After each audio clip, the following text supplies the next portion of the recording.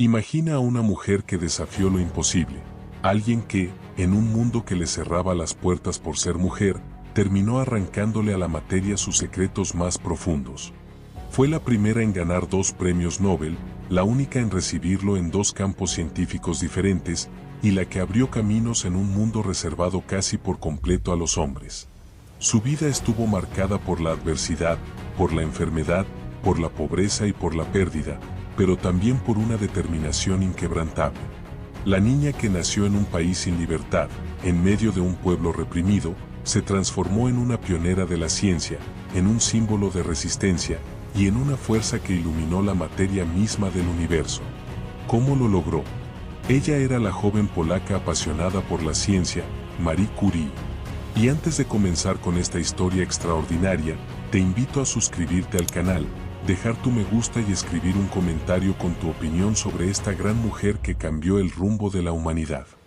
En el otoño frío de 1867, cuando Varsovia todavía respiraba bajo la sombra de los zares rusos, nació una niña que cambiaría para siempre el rumbo de la ciencia.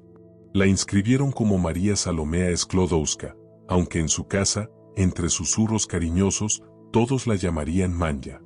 Llegó al mundo el 7 de noviembre, en un hogar marcado por la nobleza perdida y por una fe inquebrantable en el poder del conocimiento. Su padre, Władysław Sklodowski, era un hombre que vivía con la mente entre fórmulas matemáticas y leyes físicas. Se movía en el mundo como un sembrador de ideas, convencido de que la educación podía ser un acto de resistencia. Era un profesor austero, pero con una chispa en los ojos que revelaba su pasión por transmitir aquello que aprendía. Hablaba ruso y francés, pero su lengua verdadera era la del sueño polaco, el anhelo de una nación libre. Como su propio padre, que había combatido en el levantamiento de 1830, Władysław veía en cada lección una semilla que quizás algún día germinaría en libertad. La madre de Marie, Bronislawa Boguska, era la otra columna del hogar. Directora de una escuela para niñas, mostraba que incluso en tiempos de cadenas, la mujer podía levantar instituciones y formar espíritus. Era una mujer refinada y fuerte, con la paciencia de quien entiende que cada generación debe aprender a soportar la adversidad. Tras casarse con Władysław en 1860, se mudó con él a las habitaciones sencillas que le ofrecía la escuela, y allí dio a luz a sus 5 hijos. La familia descendía de la Szlachta, la pequeña nobleza polaca. Pero los títulos, como polvo antiguo, habían sido barridos por la dominación rusa. De aquella herencia no quedaban tierras ni privilegios, sino apenas un eco de orgullo y la obstinación de mantener la dignidad. Los niños nacieron rodeados de pupitres, pizarras y manuales. El propio aire de su infancia era el aire de la enseñanza. Marie, la más pequeña, fue la última chispa en llegar a esa llama familiar que ya ardía en sus hermanos, Sofía, Joseph, Bronia y Elena. Desde muy temprano, el hogar fue un lugar de disciplina y ternura mezcladas. Władysław organizaba horarios en los que se alternaban el ejercicio físico, la lectura en voz alta y el juego. Bronislawa cosía zapatos para ganar unas monedas adicionales, enseñaba a sus hijos y cuidaba de parientes enfermos, como su cuñado tuberculoso que convivió con ellos por temporadas. Era una vida de limitaciones, pero también de resiliencia, donde cada pequeño gesto, un libro escondido, una palabra en polaco dicha a escondidas, se sentía como una victoria sobre la opresión. Aún así, había momentos de alivio. En los veranos, la familia escapaba a la campiña, donde los campos parecían respirar con libertad y los vigilantes rusos no alcanzaban a imponer sus leyes con tanta fuerza. Para los niños, esos viajes eran como una liberación. Podían correr entre trigales, escuchar canciones polacas sin miedo y sentir que su cultura aún latía, aunque fuera en silencio. Marie nació en un país que había sido despojado de su propio nombre. Polonia había conocido siglos de esplendor, pero en 1772 comenzó a ser desmembrada por Rusia, Prusia y Austria. Desde entonces, su historia estaba atravesada por revueltas sofocadas con sangre. La de 1830 y la de 1863 dejaron heridas profundas, ejecuciones públicas, deportaciones a Siberia, familias rotas. Tras el fracaso de 1863, Varsovia entera vistió de negro. Era un luto colectivo, un duelo que se convirtió en costumbre, como si la ciudad misma llevara ropas de funeral. En ese ambiente se formó la niñez de Marie. Su abuelo había combatido en la primera insurrección, su tío Stisla huyó a Francia tras la segunda, su tío Henrik fue enviado a Siberia con miles de compatriotas. La historia no era un relato lejano para los Sklodowski, era una presencia viva, una sombra que caminaba con ellos todos los días. Los rusos querían extinguir la cultura polaca mediante la política de rusificación. Estaba prohibido hablar polaco en público, los letreros se escribían en cirílico, y las escuelas eran vigiladas para asegurar que transmitieran la ideología zarista. Pero en la casa de los Sklodowski, los libros polacos circulaban en secreto. Władysław enseñaba historia prohibida y llevaba a casa material de laboratorio que las autoridades habían retirado de las aulas, convencido de que la ciencia también podía ser un acto de rebeldía. La desgracia llegó en 1873, cuando Władysław fue degradado de su cargo. La familia perdió estabilidad económica y, poco después, la madre de Marie enfermó de tuberculosis. Władysław gastó lo que tenía en tratamientos y balnearios, pero nada pudo detener el avance de la enfermedad. Para sobrevivir, convirtieron su hogar en un internado para casi 20 estudiantes.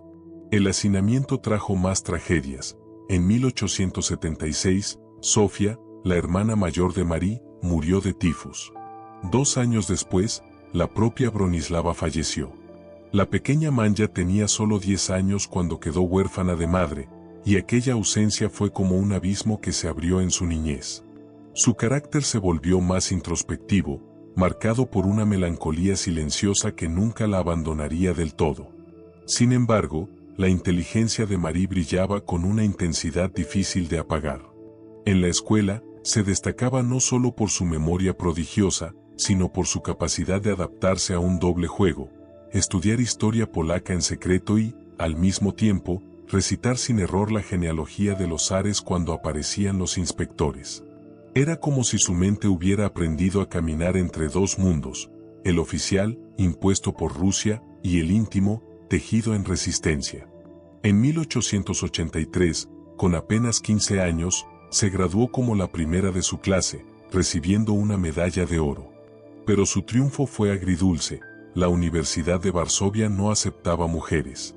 Su padre no tenía recursos para enviarla al extranjero, y así, el camino académico parecía cerrado.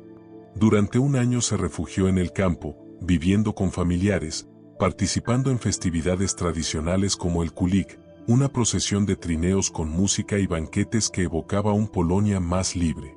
De regreso en Varsovia, Marie se unió a la Universidad Flotante, un movimiento clandestino que reunía en secreto a jóvenes sedientos de conocimiento.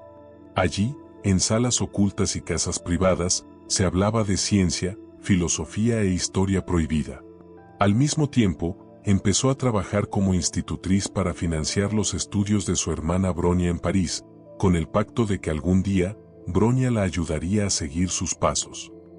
Durante 4 años, trabajó para la familia Zorowski en la aldea de Suki. Enseñaba a los niños, estudiaba en sus ratos libres y, fiel al ejemplo de su padre, enseñaba a leer a campesinos locales. Fue allí donde conoció a Kazimierz, el hijo de sus empleadores, y se enamoró de él. Pero los Zorowski, guardianes de su estatus social, se opusieron con firmeza a la relación. Marie, aunque brillante y culta, seguía siendo solo una institutriz sin fortuna. El romance se deshizo bajo la presión de la familia, y Marie quedó herida, escribiendo a sus hermanos que había perdido la esperanza de convertirse en alguien. No obstante, cumplió con su contrato, y en 1889 abandonó Esuki. Volvió a Varsovia para vivir con su padre, con más heridas que certezas, pero también con una determinación silenciosa. No lo sabía aún, pero aquella joven que había aprendido a resistir en secreto estaba destinada a iluminar al mundo entero con un descubrimiento que brillaría incluso más que las estrellas. La vida de Marie parecía hecha de círculos que se cerraban con paciencia. Tras años de penurias, su padre logró ascender nuevamente en el ámbito educativo y, con ello, recuperar cierta estabilidad. Ese nuevo cargo le devolvió no solo un sueldo más digno, sino también la posibilidad de sanar viejas deudas. En un gesto de justicia silenciosa, empezó a enviar dinero a Bronia, que continuaba su carrera de medicina en París, y devolvió a Marie lo que ella había sacrificado en su juventud, cuando trabajó como institutriz para costear los estudios de su hermana. Para Marie, aquello no era solo un reembolso económico, sino una especie de señal, como si la vida le dijera que, después de tanto dar, era hora de recibir. En esos días, un primo suyo, Józef Boguski, abrió para ella una puerta que la marcaría para siempre. Dirigía un laboratorio en Varsovia, un refugio para estudiantes polacos hambrientos de conocimiento, donde se respiraba un aire de conspiración intelectual contra la mediocridad impuesta por los rusos. Allí, entre matraces que parecían espejos de otro mundo y gases que desprendían olores metálicos, Marie se asomó a la ciencia real, tangible, con el pulso vibrante de los experimentos. Uno de los colegas de su primo se convirtió en su guía inicial y le mostró cómo manipular aparatos, cómo registrar reacciones químicas, cómo observar con ojos atentos lo que parecía invisible. Fue en ese laboratorio improvisado donde sintió, por primera vez, que la física y la química no eran solo teorías escritas en libros prohibidos, sino puertas hacia un universo aún por descifrar. En la Polonia de finales del siglo XIX, ese interés resultaba casi herético. El lugar de la mujer seguía atado a la cocina, la cuna y el salón. Las sociedades científicas eran templos masculinos y las universidades cerraban sus puertas con un silencio cortante. Pero Marie no se resignó a esa condena invisible. Su espíritu se movía como una corriente subterránea, buscando el cauce por donde abrirse paso. La invitación de su hermana Bronia fue la oportunidad largamente esperada. En 1890, Bronia le escribió desde París, estudiaba medicina, estaba comprometida con un joven llamado Kazimierz Slutsky y le ofrecía a Marie un lugar en su hogar. Aquella carta fue un dilema. Aceptar significaba dejar atrás a su padre, su ciudad natal, la tierra misma que la había formado en la adversidad. Durante meses dudó, como si cargara en el corazón dos países, el de la sangre y el del futuro. Finalmente, en noviembre de 1891, con el aire helado de Varsovia clavándose como despedida, abordó un tren con destino a París. El viaje fue un espejo de su condición. No tenía dinero más que para un billete de cuarta clase, en vagones donde ni siquiera había asientos provistos, y cada pasajero debía llevar su propia silla. Así cruzó Europa, encogida entre desconocidos, pero con la mente despierta.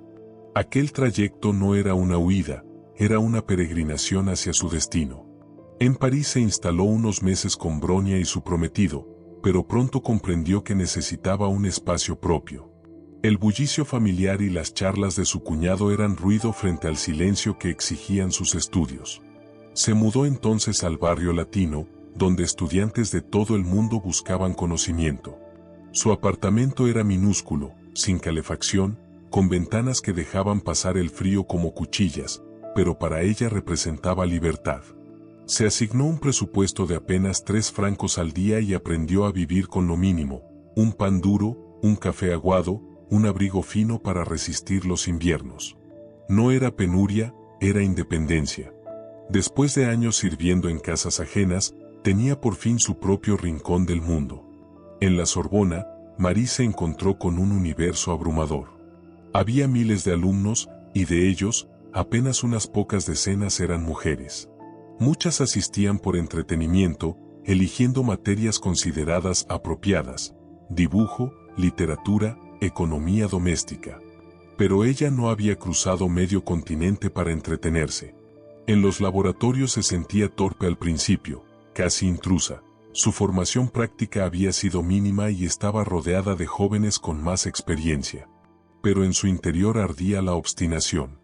Estudiaba hasta que los ojos le ardían, a veces olvidaba comer, y sus manos se volvían ásperas de tanto escribir y manipular instrumentos. No era solo disciplina, era una especie de trance. La Francia de la época hervía en competencia científica. La derrota frente a Alemania en 1871 había dejado una herida abierta y muchos temían que la superioridad intelectual germana se tradujera en poder militar. Por eso el Estado francés apostaba por invertir en laboratorios, atraer a grandes mentes, cultivar la ciencia como quien cultiva un ejército invisible. Marie se benefició de ese clima, tuvo acceso a aulas renovadas, profesores de prestigio y bibliotecas repletas de conocimiento. El esfuerzo pronto dio frutos. En 1893, apenas 2 años después de llegar, obtuvo el primer lugar en su promoción de ciencias físicas. Fue como encender una antorcha en medio de la oscuridad. La joven extranjera, pobre, mujer y solitaria, había superado a todos. Volvió brevemente a Polonia para visitar a su padre, y allí recibió otra bendición, la beca Alexandrovich, destinada a jóvenes brillantes para continuar estudios en el extranjero. No solo la aceptó, sino que años después devolvería hasta el último céntimo, convencida de que otros estudiantes debían tener la misma oportunidad. En 1894, completó sus estudios de matemáticas y, ese mismo año, conoció a quien sería su compañero de vida y de ciencia, Pierre Curie. El encuentro fue casi casual, en casa de un colega. Pierre provenía de una familia ilustrada. Su padre, médico, había investigado inoculaciones contra la tuberculosis. Su madre era hija de inventores. Él mismo, junto a su hermano Jacques, había revolucionado el estudio de los cristales y diseñado instrumentos de precisión. Cuando se conocieron, Pierre dirigía un laboratorio en la Escuela Municipal de Física y Química Industrial. No hubo romance inmediato, sino una alianza intelectual. Se reconocieron como espíritus afines, dos personas silenciosas, obstinadas, que entendían la ciencia como un camino de vida, no como un oficio. Sus conversaciones eran más largas que las comidas, y sus horas juntos se consumían en discusiones sobre experimentos y teorías. Ese mismo año, Marie quedó en segundo lugar en matemáticas y volvió a Polonia, con la intención de enseñar y aportar a su patria. Pero en la Universidad de Cracovia le cerraron las puertas por ser mujer. El rechazo fue doloroso, pero las cartas de Pierre comenzaron a llegar como una promesa. Le proponía unirse en un sueño científico común, vivir juntos en un piso compartido, cada uno con su espacio, dedicados a una causa mayor que ellos mismos. Marie dudó. Amaba a su tierra, a su padre, a su idioma. Pero entendió que el futuro estaba llamando desde París. Regresó en 1895, asistió a la defensa de la tesis doctoral de Pierre, y para el verano de ese mismo año, le escribió a su familia anunciando su compromiso. El 26 de julio de 1895, en la ciudad de Saux, contrajeron matrimonio en una ceremonia sencilla, sin lujo, sin anillos. Nada de vestidos bordados ni banquetes fastuosos. Como regalo de bodas eligieron un par de bicicletas, con las que recorrieron el campo francés en su luna de miel. Fue una ceremonia breve, civil, desprovista de ornamentos. La recepción se celebró en la casa familiar de los Curie, en Saux, con un puñado de invitados, entre ellos el padre de Marie y sus hermanas Bronia y Elena. Allí no se respiraba lujo, sino sencillez. Ella había recibido dinero para comprarse un traje de novia digno de París, pero prefirió un vestido funcional, tan sobrio que podía servirle tanto para casarse como para trabajar entre matraces y tubos de ensayo. Con el resto de la suma compraron algo mucho más valioso para ellos, 2 bicicletas. Y sobre esas bicicletas rodaron su luna de miel, atravesando carreteras polvorientas y senderos boscosos, descubriendo la naturaleza con la misma curiosidad con que exploraban el mundo de los átomos. De regreso a París, instalaron su vida en un pequeño apartamento de 3 habitaciones. No era un palacio, pero allí cabían su amor y sus sueños. Pierre acababa de obtener su doctorado y un puesto como profesor en la Escuela Municipal de Física y Química Industrial. El salario era modesto, aunque suficiente para dar estabilidad a un hogar que no aspiraba a lujos. Para la mayoría de mujeres de su época, aquel sería el momento de retirarse de los estudios y asumir la rutina doméstica. Marie no. Ella siguió estudiando, investigando, ampliando horizontes, sabiendo que el matrimonio no debía ser una jaula, sino un punto de partida. Recibió una beca para estudiar el magnetismo del acero y, al mismo tiempo, preparaba un título de profesora, consciente de que a las mujeres se les cerraban las puertas de los proyectos remunerados de investigación. En 1896 obtuvo el título. Organizó su vida como un reloj: horas para enseñar, horas para estudiar, horas para limpiar, horas para llevar las cuentas del hogar. Tenía cuadernos donde anotaba cada gasto, cada decisión, como si administrara no solo su casa, sino un pequeño universo en equilibrio. Un año después, en 1897, su cuerpo le anunció otra transformación: estaba embarazada. Y sin embargo, nunca dejó de trabajar. Siguió viajando en bicicleta con Pierre, siguió asistiendo a sus clases, siguió respirando ciencia hasta el último momento. El 12 de septiembre de 1897, nació su hija Irene, bajo los cuidados del doctor Eugène Curie, su suegro. Apenas 2 semanas después, la familia sufrió un golpe: la madre de Pierre murió de cáncer. Eugène, viudo y conmovido por la llegada de su nieta, se mudó con ellos y formó un lazo profundo con la pequeña. Gracias a su ayuda y a las niñeras que contrataban de vez en cuando, Marie pudo volver al laboratorio sin abandonar la maternidad. Allí, entre pañales y experimentos, comenzó a dar forma a lo que sería su propio doctorado. El mundo de la ciencia vibraba en esos años con descubrimientos que parecían arrancados a la fantasía. En 1895, Wilhelm Röntgen había revelado al mundo los rayos X, una visión espectral que permitía mirar dentro del cuerpo humano. La noticia recorrió Europa como un trueno. Inspirado por ese hallazgo, Henri Becquerel en París empezó a experimentar con sales que brillaban a la luz. Descubrió que el uranio, incluso en la oscuridad, emitía un tipo de rayo invisible capaz de impresionar placas fotográficas envueltas en papel negro. No era tan espectacular como los rayos X, pero era inquietante. Marie, siempre atenta, intuyó que esos rayos escondían un secreto más profundo. Pensó que no se trataba de una reacción química pasajera, sino de una propiedad que nacía del corazón mismo de los átomos. A esa fuerza misteriosa la llamó radioactividad. Decidió entonces convertir aquel misterio en el eje de su investigación doctoral. Comenzó a reunir minerales y metales donados por colegas y conocidos, probando su capacidad para ionizar el aire. Lo que necesitaba era precisión, y para ello contó con la ayuda de Pierre, que le enseñó a usar el electrómetro inventado junto a su hermano Jacques, un aparato de sensibilidad extrema que podía registrar corrientes eléctricas diminutas. Con él, Marie midió la intensidad de las radiaciones con una exactitud jamás alcanzada. En sus experimentos descubrió algo asombroso: la pechblenda, un mineral oscuro y pesado, producía un efecto mucho más fuerte que el uranio puro. Esa desproporción no podía ser un error. Debía haber dentro de aquel mineral un elemento aún desconocido, mucho más activo, escondido como una chispa en la roca. Fue entonces cuando Pierre, fascinado, abandonó sus investigaciones sobre cristales para unirse plenamente a ella. Se convirtieron en un dúo inquebrantable. Trabajaban en un cobertizo húmedo y mal ventilado de la escuela municipal, un lugar tan precario que parecía una herrería abandonada más que un laboratorio. Allí, entre polvo, vapores y frío, pasaban días enteros sin comer ni descansar, llenando cuadernos con cifras interminables, repitiendo pruebas una y otra vez. Su pasión era tan grande que el hambre o el cansancio se volvían irrelevantes, vivían dentro de sus experimentos. El 12 de abril de 1898, un profesor presentó en la Academia Francesa de Ciencias un informe escrito por Marie, porque ni ella ni Pierre eran miembros y no podían hacerlo personalmente. Fue el primer paso de algo mayor. En julio, tras meses triturando y destilando toneladas de pechblenda, lograron demostrar la existencia de un nuevo elemento. Lo llamaron polonio, en honor a Polonia, la tierra de Marie, que seguía sometida al imperio ruso. Con aquel nombre, hizo de la ciencia también un gesto político.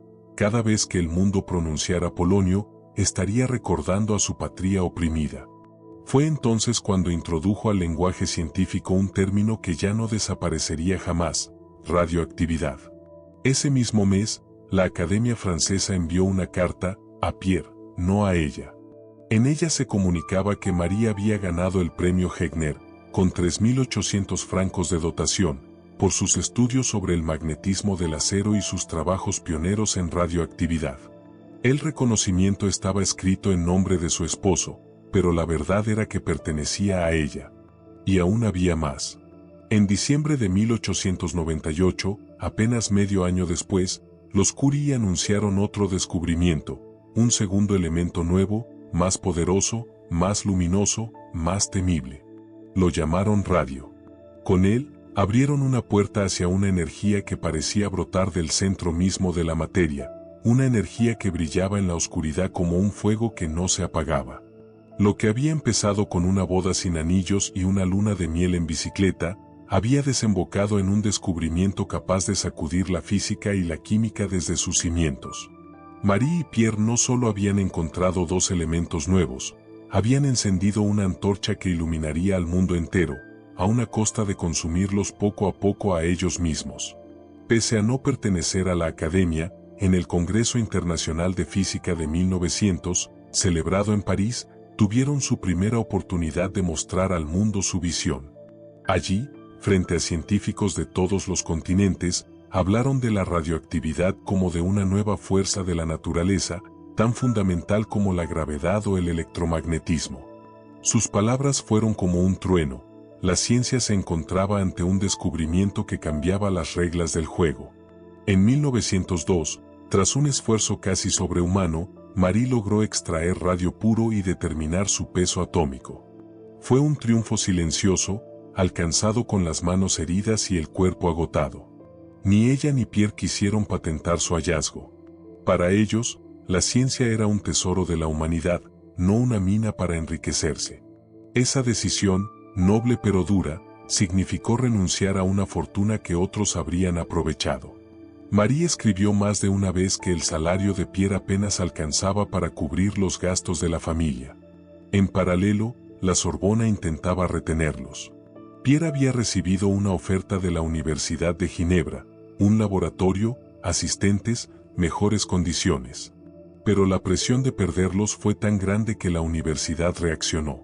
A Pierre le ofrecieron la cátedra de física y a Marie un puesto en la Escuela Normal Superior de Jóvenes.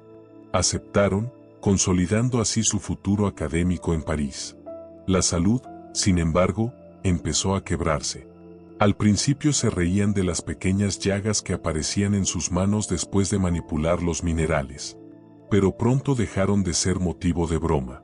Pierre sufría quemaduras dolorosas que lo desvelaban por las noches. A Marie, un médico le diagnosticó anemia, probablemente fruto de la constante exposición. Sin saberlo, sus propios cuerpos se convertían en campo de prueba de aquella nueva energía que tanto fascinaba al mundo. En medio de esas fatigas, la vida seguía su curso. Viajaban a Polonia siempre que podían. Pierre aprendió palabras en polaco, sorprendiéndolos a todos con su esfuerzo. Pero la alegría no duró mucho. En 1902, el padre de Marie, Władysław, cayó enfermo tras un accidente y complicaciones graves de salud. Ella emprendió viaje para despedirse, pero llegó tarde. Murió el 14 de mayo de ese año, dejando en su hija una herida que ni el tiempo ni la ciencia podrían curar. Un año después, en 1903, otro dolor. Marie sufrió un aborto espontáneo. Se culpó a sí misma, convencida de que su entrega obsesiva al trabajo había puesto en riesgo su salud. Pasó semanas enferma y débil, con un sentimiento de pérdida que se sumaba a los anteriores. Y, en ese mismo 1903, entre sombras y dolores, llegó la consagración. El Premio Nobel de Física fue concedido a Henri Becquerel y a los Curie. Pero las nominaciones iniciales solo incluían a Pierre. Fue él quien exigió que el comité reconociera a Marie. Gracias a esa insistencia, ella se convirtió en la primera mujer en recibir un Nobel, y el mundo la escuchó por primera vez con el respeto que merecía. El premio trajo consigo una suma económica significativa. Marie utilizó parte para mejorar la casa familiar, pero gran parte se destinó a otros. Apoyó a su hermana Bronia y a su esposo en su sanatorio, financió becas para estudiantes polacos y repartió ayudas entre familiares. Para ella, el dinero nunca fue un fin, sino una herramienta para abrir caminos. La fama, sin embargo, no era un lugar cómodo. La prensa los perseguía, los retrataba como héroes, pero siempre con un sesgo. Pierre aparecía como protagonista y Marie como acompañante. La Academia de Ciencias le dio un asiento a él, pero no a ella. La pareja evitaba el brillo público. Rechazaron incluso la invitación a Estocolmo para recibir el Nobel, alegando compromisos académicos y la salud de Marie. No eran amantes de ceremonias, sino del silencio del laboratorio. En 1904 nació su segunda hija, Eve, y la familia disfrutó de un verano luminoso, con visitas, viajes a la costa y juegos infantiles que parecían un respiro en medio de tantas tensiones. Marie siguió enseñando, ganándose la admiración de sus alumnas por su carácter firme y su ejemplo. Pero la tragedia regresó en 1906. El 19 de abril, Pierre fue atropellado por un carruaje de caballos en una calle de París. Su muerte fue un golpe devastador. Marie perdió al compañero de su vida, al padre de sus hijas, y también a su aliado en la ciencia. La herida fue tan profunda que durante semanas apenas pudo sostenerse en pie. La Sorbona le ofreció una pensión. Ella la rechazó, no quería limosnas.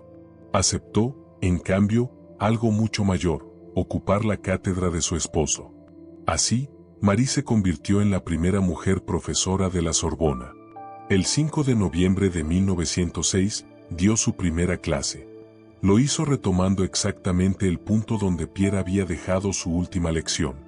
Los estudiantes escuchaban en silencio reverente, sabiendo que estaban ante un momento histórico.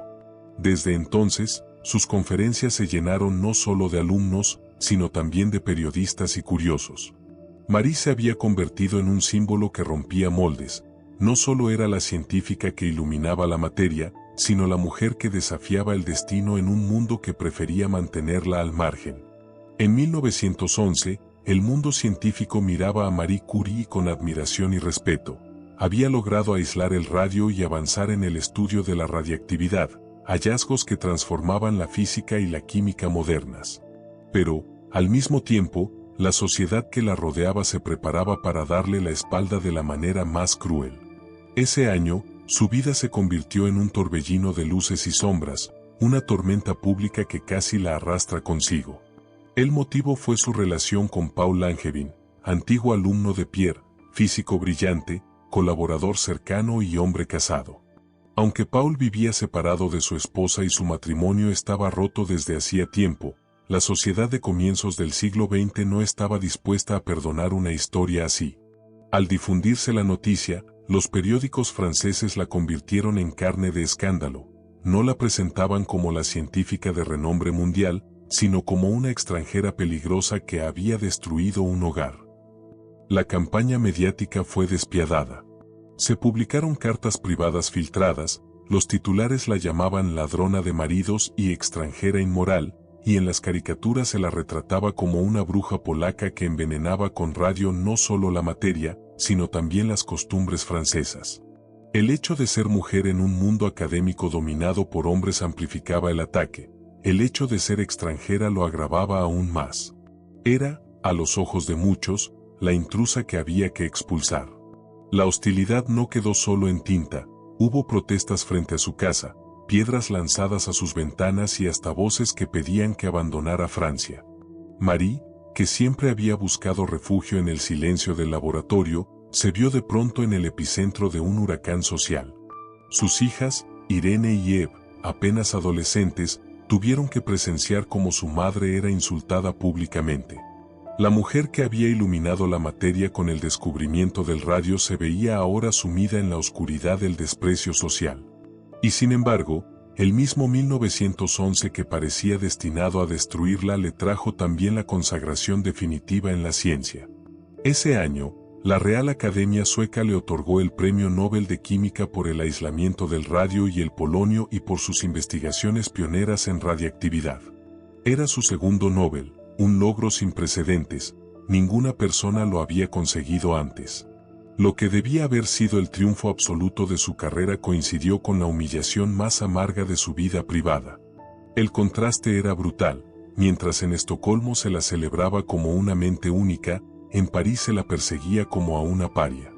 Incluso algunos colegas le aconsejaron no viajar a recibir el premio, para evitar el escándalo. Marie se negó, viajó, recibió su galardón con serenidad y, con un gesto digno, dejó claro que su vida personal no podía borrar su trabajo científico. Pero las cicatrices quedaron. Tras el vendaval público de 1911, el cuerpo de Marie quedó como una casa después del terremoto, en pie, sí, pero con grietas por dentro. En 1912 llegó a pensar que estaba rozando la orilla de la muerte. Los médicos hablaban en susurros de lesiones renales que encendían infecciones como brasas difíciles de apagar. El hospital se convirtió en una puerta giratoria que cruzaba una y otra vez. Tuvo que interrumpir 6 meses su trabajo, algo que para ella era como apagar la lámpara que la había guiado desde niña. Mientras el mundo opinaba sobre su vida, ella aplicó a su salud la misma meticulosidad que a sus experimentos. Una libreta para registrar temperatura diaria, otra para ingestas y diuresis, otra para apuntar síntomas e impresiones. Se movía entre balnearios como una peregrina en busca de una fuente silenciosa, aguas minerales, reposo, caminatas lentas, aire puro. Viajaba bajo nombre falso, no por coquetería sino por defensa. La prensa seguía el rastro del escándalo y cualquier rumor era una cerilla encendida cerca de pólvora. En esa ruta de convalecencia hubo un puerto seguro, Inglaterra.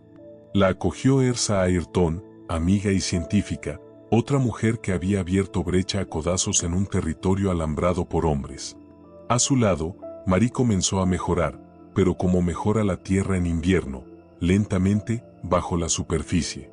Entretanto, la polémica de 1911 la había dejado al margen de los grandes foros sobre la estructura del átomo. Aún así, sostuvo un fino hilo de correspondencia con colegas y no dejó que el rumor le tapara la vista de los avances. Entonces llegó 1914 y con él el estruendo de la Primera Guerra Mundial. Las aulas se vaciaron como un teatro tras el último acto, estudiantes reclutados, colegas camino del frente. Cuando los alemanes se acercaron a París, el consejo sensato era huir. Marie se negó. Tenía planes de vacaciones con sus hijas, pero eligió quedarse. Había un deber que no cabía en una maleta. El gobierno, consciente de lo que guardaban sus frascos, ordenó trasladar el radio a un lugar seguro. Marie no delegó. Subió a un tren con el metal encerrado en un contenedor de plomo que pesaba como su propia responsabilidad. Aquel viaje no fue solo un traslado, fue una promesa. La ciencia sobreviviría a la barbarie. Pero quería hacer más que custodiar un tesoro.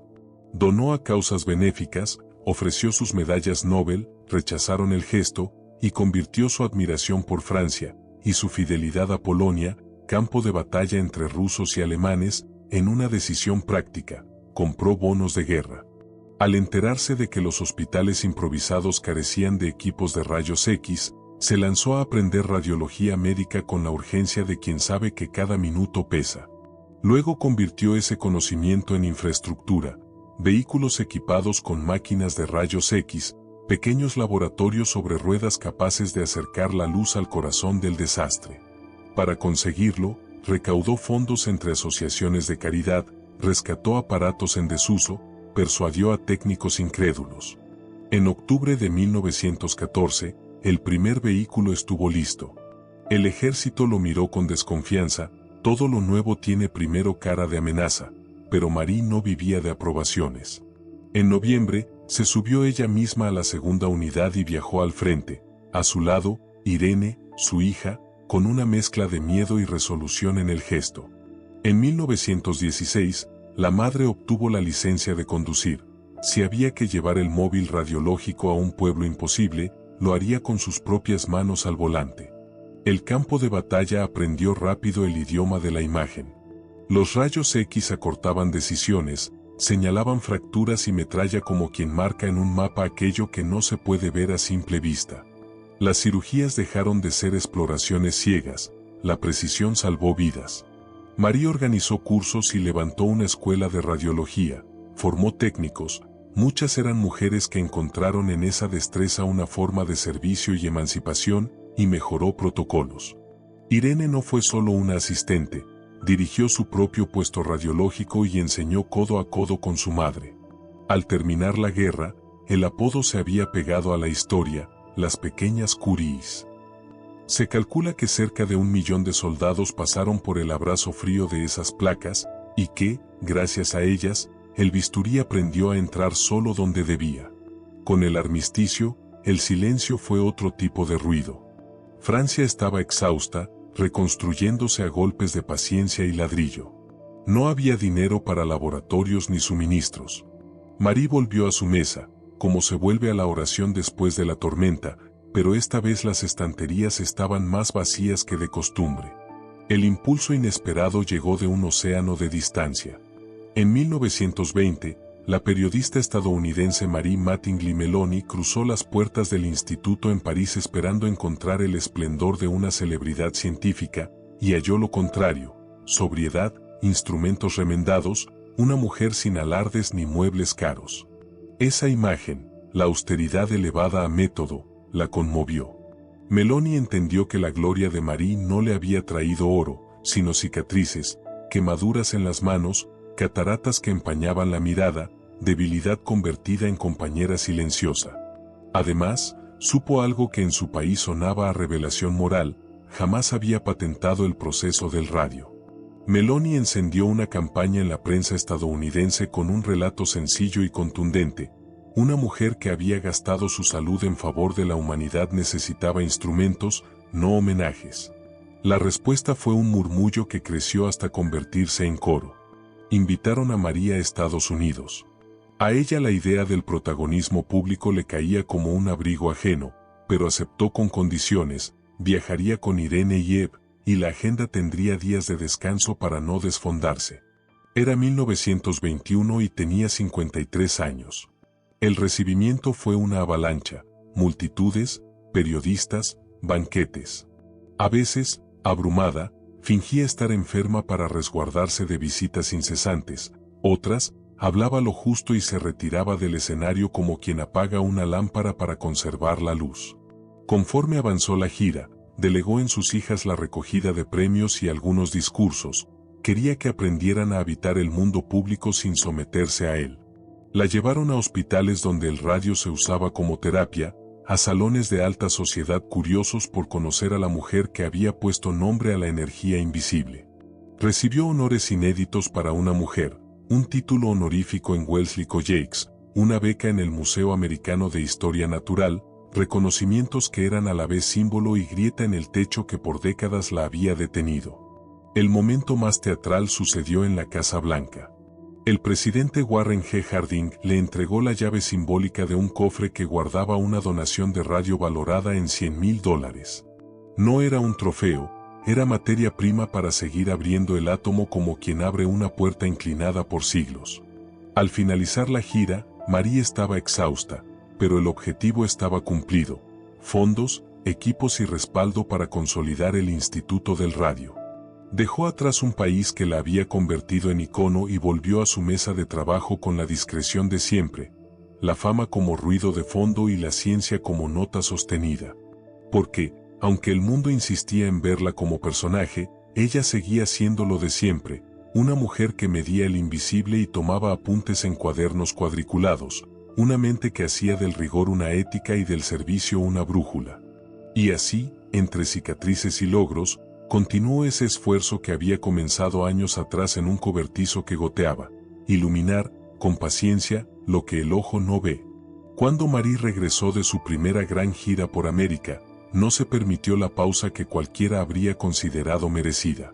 En lugar de descansar bajo los aplausos, se dirigió casi de inmediato a su Instituto del Radio, aquel lugar que había levantado con disciplina y sacrificio, y que ya era reconocido en el mundo como un centro de vanguardia. El instituto continuaba creciendo gracias a aportes internacionales, a donaciones privadas y al prestigio que irradiaba su nombre. Cada nuevo instrumento que llegaba, cada estudiante extranjero que cruzaba sus puertas, era un testimonio de que la ciencia había encontrado en ella no solo una pionera, sino una embajadora universal del conocimiento.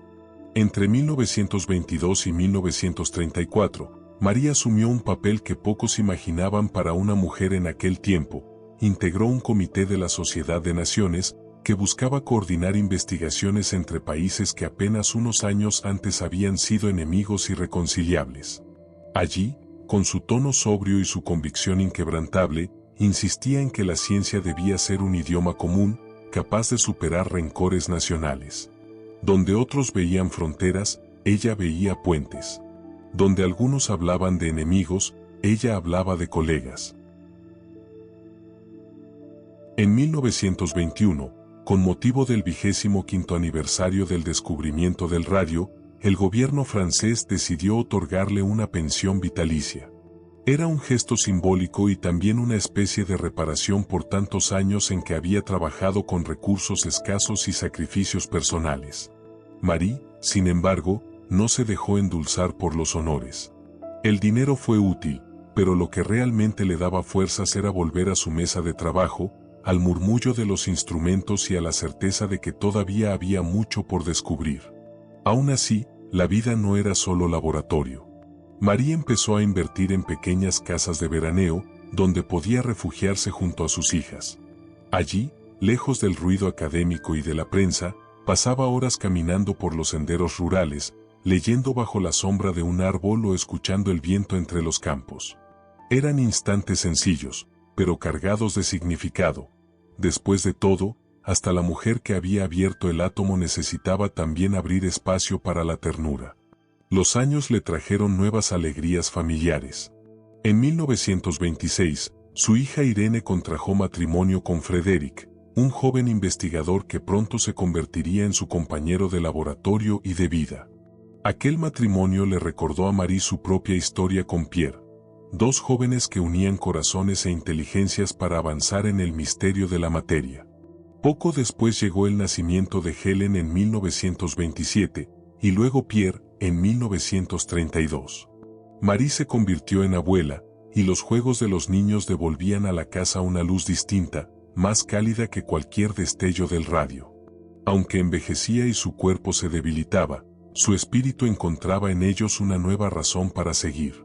En el laboratorio, Irene y Frédéric trabajaban con la misma intensidad que en su día lo habían hecho Marie y Pierre. Y aunque Marie no llegaría a verlo, esa joven pareja lograría descubrir la radioactividad artificial, un hito que cambiaría de nuevo la historia de la física y la medicina, y que sería reconocido con el Premio Nobel en 1935. Era como si la antorcha hubiera pasado a la siguiente generación, asegurando que la llama del conocimiento no se extinguiera. Pero mientras la vida avanzaba, la salud de Marie se deterioraba inexorablemente. En los primeros años de la radioactividad, nadie había comprendido el peligro real. Ella misma solía llevar en los bolsillos pequeños tubos que brillaban suavemente en la oscuridad, fascinada por esa luz misteriosa, sin saber que cargaba un enemigo silencioso junto al corazón. Durante la guerra, había trabajado largas jornadas frente a rayos X sin protección, convencida de que estaba sirviendo a la humanidad. Aquella ignorancia fue un precio altísimo. Décadas después, su laboratorio tuvo que ser descontaminado a fondo antes de convertirse en museo, porque cada superficie estaba impregnada de radiación. La sociedad, paradójicamente, veía en el radio casi un objeto mágico. En los años 20 proliferaron tónicos, cremas y hasta aguas milagrosas enriquecidas con radio, vendidas como elixir de juventud y vitalidad.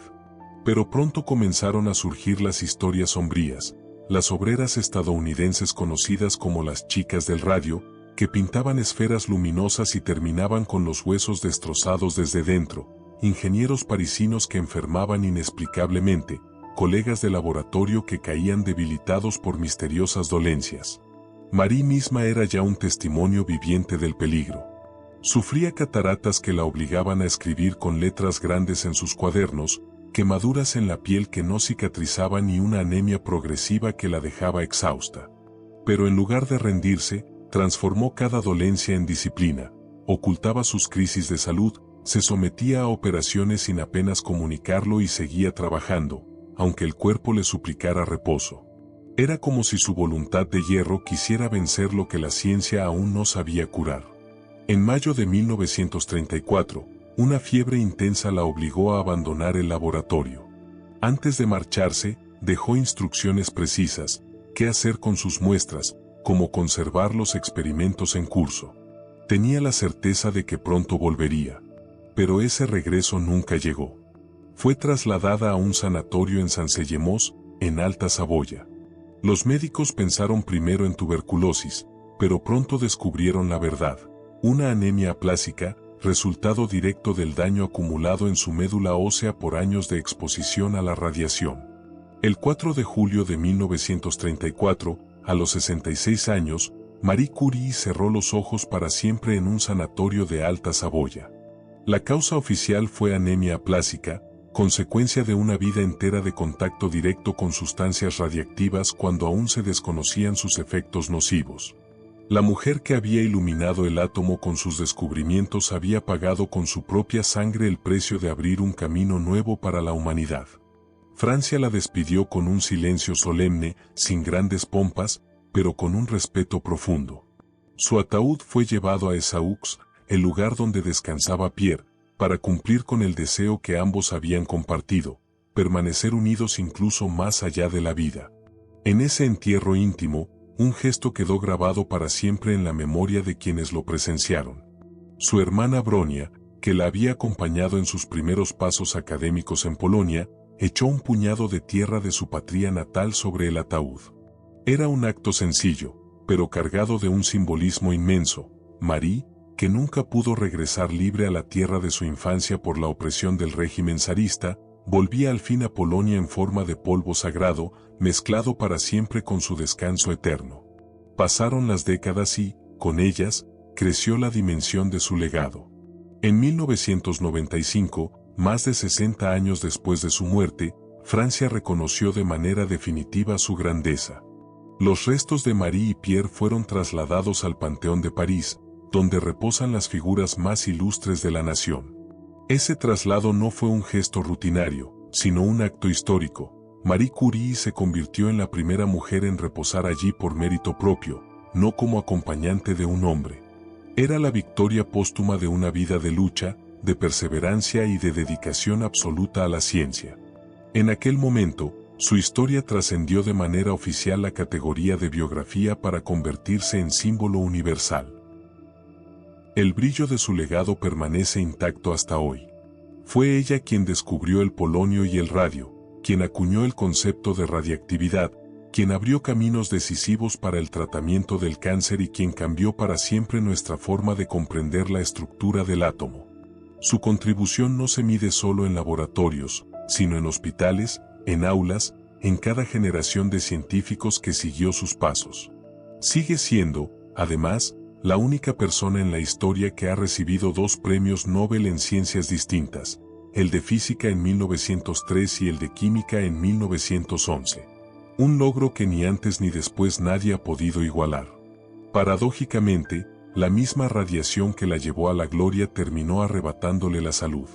Sus cuadernos, sus notas y hasta sus pertenencias personales siguen siendo tan radiactivos que deben conservarse en cajas de plomo y manipularse con guantes especiales. Y sin embargo, gracias a ese sacrificio, las generaciones posteriores aprendieron a protegerse, a desarrollar medidas de seguridad y a transformar el conocimiento en beneficio. Pero más allá de los logros científicos, Marie Curie derribó muros invisibles. En una época en la que las mujeres eran relegadas a la sombra, ella se atrevió a ocupar el centro del escenario. Abrió puertas que parecían cerradas para siempre y demostró, con hechos irrefutables, que el talento no entiende de géneros, nacionalidades o prejuicios. Su ejemplo sigue recordándonos que la curiosidad y el coraje pueden romper cualquier barrera, y que incluso la adversidad más dura puede transformarse en motor de descubrimiento. Hoy, su nombre no pertenece únicamente a los libros de historia o a los manuales de ciencia. Vive también en la memoria colectiva de quienes creen que el conocimiento es un faro que guía a la humanidad. Marie Curie no fue solo una científica, fue un símbolo de resistencia, de dignidad y de entrega absoluta a la verdad. Una mujer que, con su fragilidad humana, iluminó al mundo entero. Ella fue, y siempre será, Marie Curie. Y ahora te pregunto, ¿qué es lo que más te inspira de su vida? ¿Su valentía para resistir los ataques y prejuicios, o su pasión incansable por desentrañar los secretos de la materia? Déjalo en los comentarios, porque quiero que conversemos juntos sobre el legado de esta mujer extraordinaria. Y si este relato te ha conmovido, compártelo con alguien más, para que la inspiración de Marie llegue todavía más lejos. Antes de continuar con más historias como esta, te invito a suscribirte al canal y acompañarnos en este viaje por la memoria de quienes cambiaron el rumbo de la humanidad. Tu apoyo mantiene vivo este espacio, donde narramos con detalle y emoción la vida de aquellas figuras que, con su genio y su sacrificio, dejaron una huella eterna en la historia.